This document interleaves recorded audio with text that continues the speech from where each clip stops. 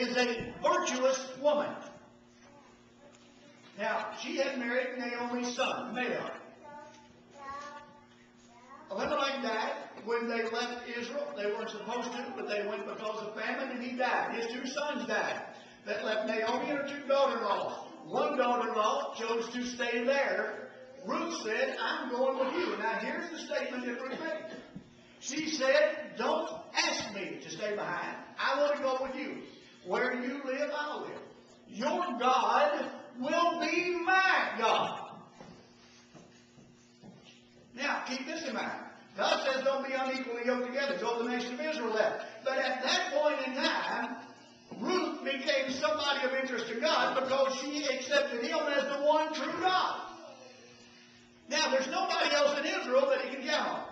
Obviously, at this point, there was no woman in Israel that would step up to do the job that he wanted Ruth to do. So he turned to a lady who came from a group of heathen people who had accepted the true and living God, and he said, I'm going to use you. Now, let me tell you how greatly he used her. When you look in the book of Matthew at the genealogy of Jesus Christ, you see Ruth's name. Now, that was a rare thing in genealogies. Seldom ever do you see a woman's name, but there are a few. And you'll find out that there were women who had mostly colorful past. Rahab is mentioned, and she was a harlot. But she came forward to be what God would have her to be. She took care of the spies, and she took care of Israel. And she did what God wanted her to do. She said, I want you to remember me and my family. I believe she stepped out of that heathenism and became what God wanted her to do. Ruth is in a position now because of the way she lived. Boaz saw her. He talked to people about her. I believe she was a very beautiful woman. I believe he fell in love with her. But a man that day and time didn't just go by looks alone. She had to have a good reputation. And he tells her, you have been one of these women who could have come in and been chasing the young men, but you didn't do that. Now, you also got to keep in mind that Boaz was a generation older than she was. That would probably have been 18, 20 years. Now, as we look at this, he is saying to her, I know your background. I know who you are. You are a virtuous woman. Now, I say that because there are many people today that believe that what Ruth did was immoral. There are commentaries today that will tell you that. And if you read this, on the surface, it may have already run through your mind. Oh, wait a minute. What was going on? You spent the night with him. What you got to go by is not what we live by today. But you need to go by the laws of the day and the customs of the day. Boaz was at the threshing floor. Now, the threshing floor, in the case of Boaz, a man with quite a bit of money, and probably several men around him with money would get together, and they had a threshing floor at the top of the hill. Now, the reason for that, if you remember the story of Gideon, he was hiding at the bottom of the hill. And you can't thresh wheat at the bottom of the hill like you can at the top. The reason for that is, what they would do, and in many cases the richer people, the poorer people would do it by their own feet or their own hands, but the richer people would have an ox and probably some type of sled or something to slide across it. They would lay this grain out on it would be like a baked clay floor. And it would be huge. It might be bigger than this building.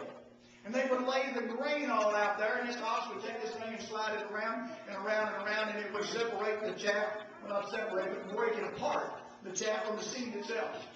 And because they were up on the hill, they would then take this, I don't know if you've ever seen one or not. I've seen them. I'm not sure what you call it today. But it would take this big thing that would look like a wide wooden pitchfork, and you would jab it into this stuff, and you would throw it up in the air. And the wind would take the chaff and blow it away. The seed would fall back down. Now, they were winnowing. It was barley. There was also some corn there, and on and on.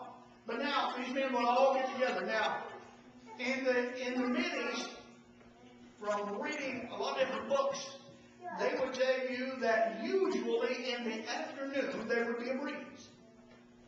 At this particular time of year, for sure. It may start around noon, or it might be 3 o'clock, but there would be a breeze come up. It might go till dark. It might be midnight when it quit. But however long they had this good breeze, that's how long they would do this. Now, the custom would be that they would work as long as the wind was there. Then they would eat. They would have a good time. And listen to this. This particular group were praising the Lord. Now when it says his heart was merry, we're not talking about him being drunk with wine. We're talking about a group of men who were probably there singing the Psalms. You go to the book of Psalms and you read it, those were songs that were sang by the nation of Israel. A song of Solomon, or a song of David. That was the Psalms. And these men would be praising God for all the harvest that they had. Now, they would work. The wind dies down. They stop. They eat. They sing praises to God. And then, because at that particular time, and for several years there, they had a problem with this, the enemy might be coming in to steal what they had worked for. If it was corn, they would come in, they would steal it. So the men would lay down to sleep around this circle or this threshing floor.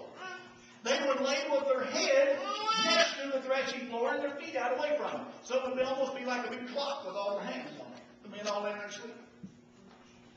Naomi told Ruth to go and see where Boaz would be sleeping. And when you see where he lays down, you just step back and you wait till he goes to sleep. And when he goes to sleep, you lay down at his feet. Not beside of him, but you lay down at his feet. And the Bible says she laid down at his feet. And in the middle of the night, midnight, the Bible says he was scared. Now, why did he scare him? All right, he's thinking maybe somebody's there to steal what he's got. He feels somebody close to him. He wakes up and he looks down. There's a woman laying at his feet. And he says, who in the world is this lady? And she says, it is Ruth, your handmaid. And then she goes on to explain, you are my kinsman redeemer.